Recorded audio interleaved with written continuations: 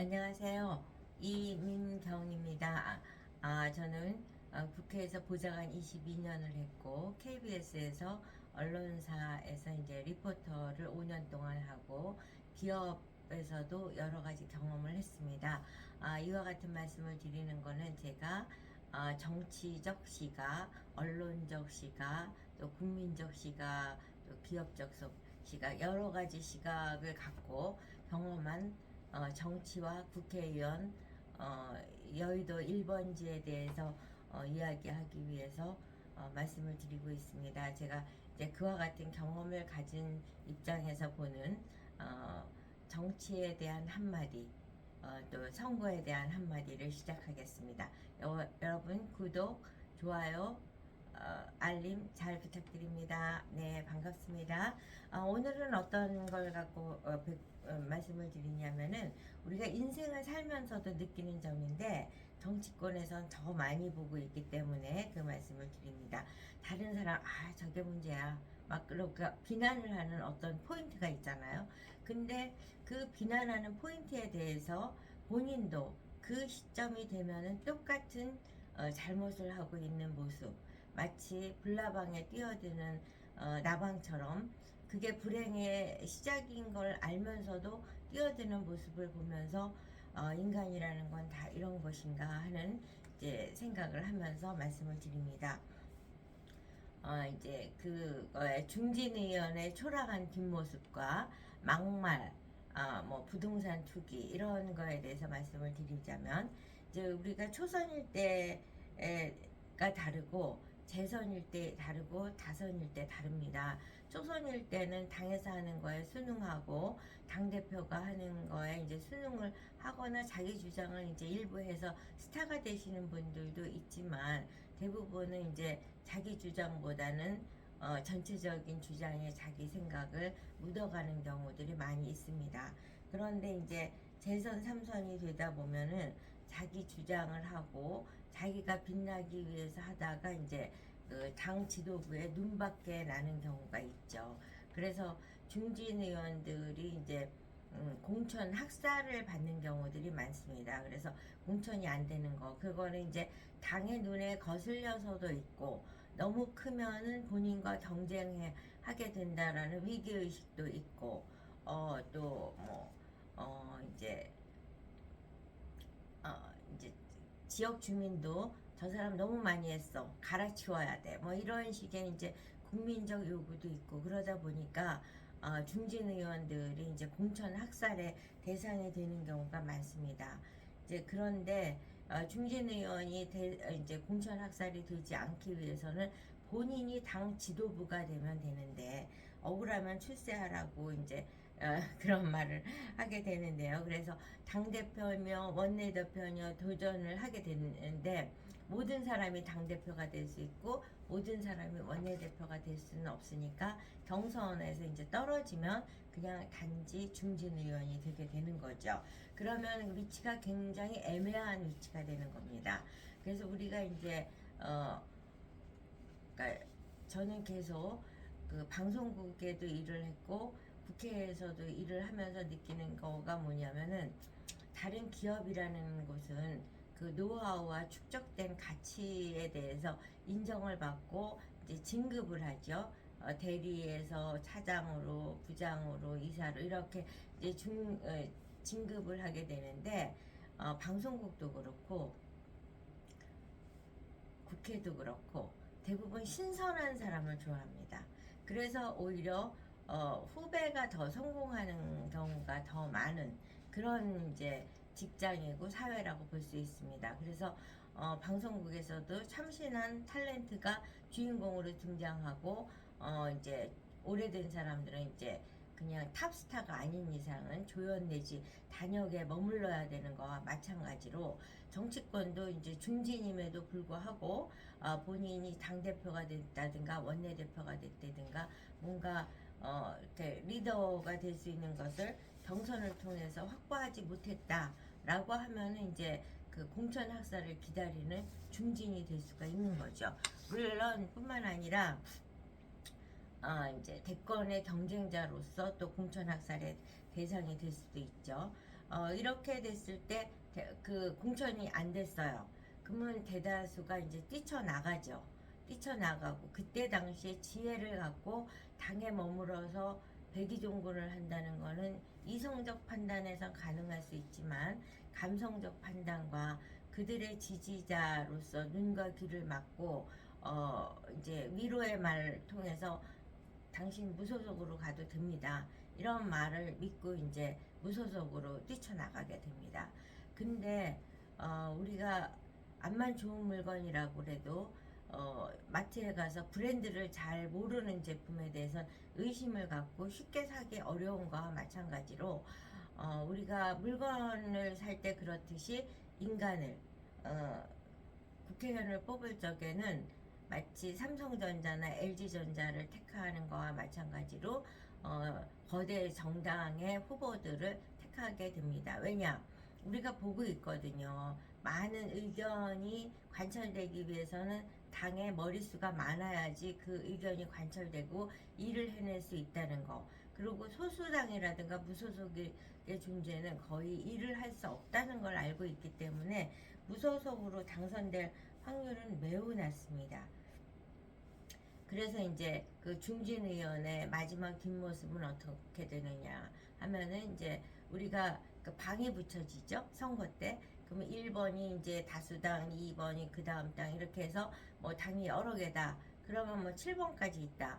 그럼 8번 정도 이제 무소속이 표가 그 중진 의원께서 무소속인 거예요. 본인이 생각할 때는 나 중진 의원이야. 나 누구야? 대한민국 5천만 인구가 나 모르는 사람 있어? 라고 오해를 하고 계시지만 대부분은 모르는 경우가 훨씬 더 많습니다. 뿐만 아니라 이제 그 무소속에 대한 신뢰가 적기 때문에 결국은 정말 부끄러운 득표를 해서 득표를 하게 돼서 초라한 뒷모습을 남기게 되는 거죠.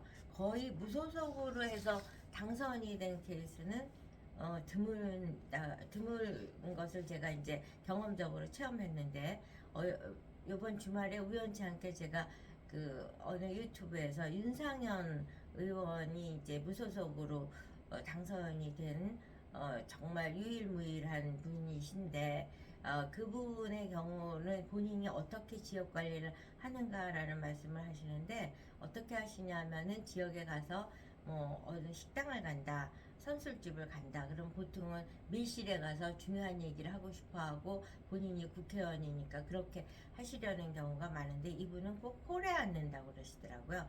홀에 앉아서 이제 얼굴이 알려졌으니까 안녕하세요 뭐 이러고서 이제 인사를 하면 그분들을 테이블에 가서 다 술을 나누고 그러다 보면 전 테이블을 다 돌게 되고 그 모든 분들이 한 사람이 돼서 같이 뭐 윤상현하고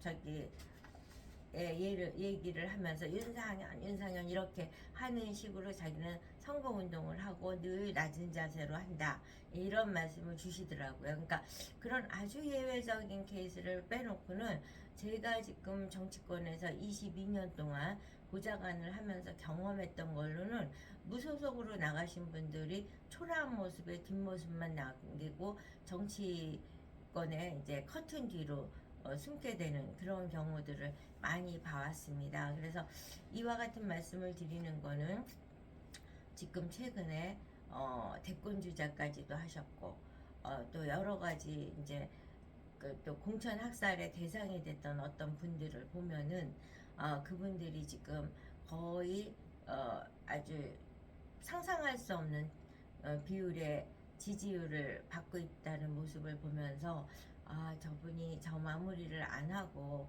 그냥 멋있게 정치권을 은퇴했다면 마지막 모습이 좋았을 텐데 하는 안타까운 생각을 갖게 됩니다. 그래서 그럼에도 불구하고 만약에 이번 선거가 4월 달에 되고 또 내일 4년 후에 또 공천 학살이 벌어지고 중진 의원들이 발붙일 데가 없게 됐다. 그러면은 4년 후에도 똑같은 모습이 또 등장할 것이라는 생각이 들면서 이렇게 반복되는 불행한 모습을 본인은 예외일 거라고 모든 사람을 오해를 하고 뒷모습이 초라해지는 그런 것들을 우리는 볼 수가 있습니다.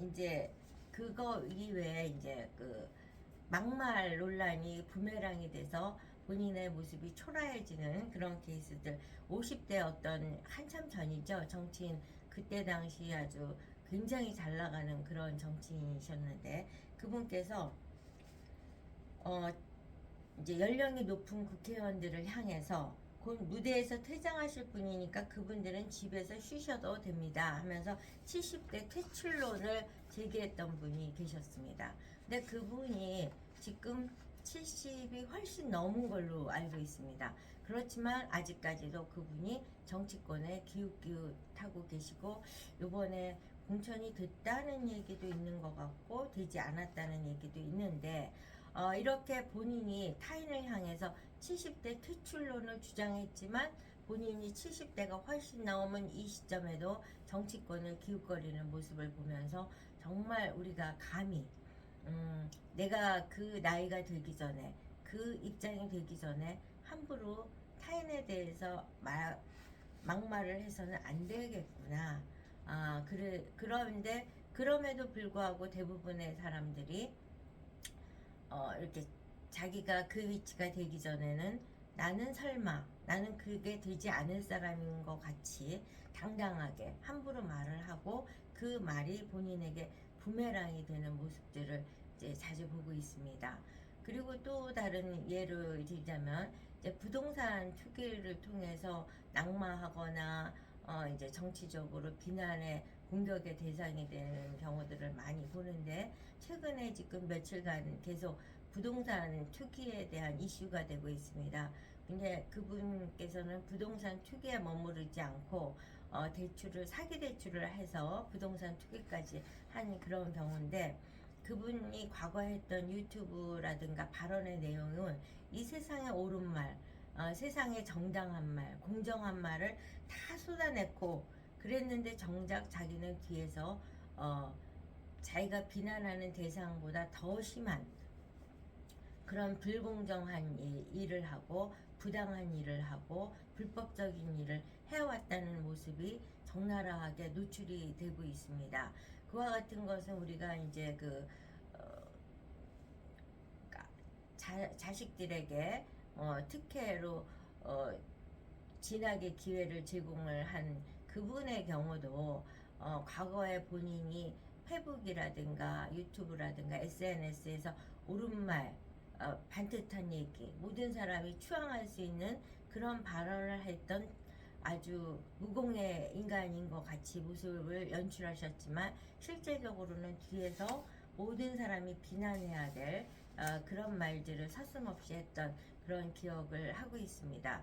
이처럼 우리 많은 사람들이 우리가 개인적인 삶에 있어서도 그렇고 특히 정치권에서 더욱더 불나방처럼 그 불행이 되는 그곳에 나방처럼 뛰어드는 모습들을 보면서, 남이 잘못된 결정과 판단을 해서 불행해지는 모습을 뻔히 보면서 본인이 반복적으로 해나가는 것을 보면 정말 인간이라는 것은 어리석고 망각의 동물이고, 자기 자신에게는 관대하고 타인에게는 엄격한 기준을 대고 있는 것이 인간이 아닌가 하는 생각도 들고, 또한 더 나아가서는 정치권에 정치를 지향하는 목표 지향적이고 성공 지향적인 사람들이 바로 그 불나방과 같은 사람들이 더 많지 않은가 하는 생각을 해보게 됩니다.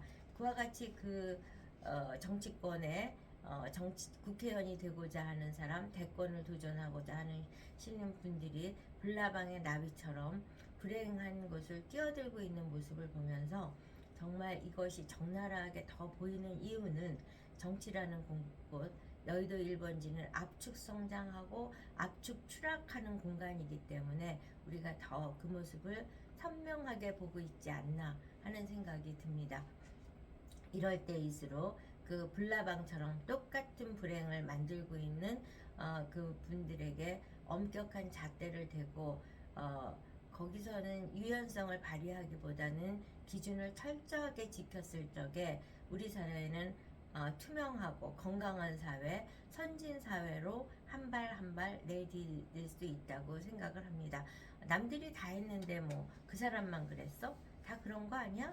라고 하는 생각을 계속 우리가 반복적으로 한다면은 우리는 후진성에서 한 발도 앞으로 나갈 수 없다는 걸 우리 유념하시고, 우리 국민 한 사람 한 사람이 엄격한 기준과 잣대를 불나방처럼 뛰어든 그들에게 기준을 댔을 적에 우리 사회는 우리가 미래의 젊은이에게 건강한 대한민국을 줄 수 있지 않을까 하는 생각이 듭니다. 최근에 선거판이 정말 혼탁하고, 그 혼탁한 가운데 불나방들이 나방이 뛰어드는 그 모습들을 보면서 우리 국민 한 사람들이 4월 10일 한 표를 어떻게 행사해야 되는지 생각하는 시간을 한번 가져봤습니다. 여러분 좋아요, 구독, 알림 잘 부탁드립니다. 다음 시간에 또 좋은 컨텐츠를 갖고 뵙도록 하겠습니다. 여러분 열심히 봐주셔서 감사합니다.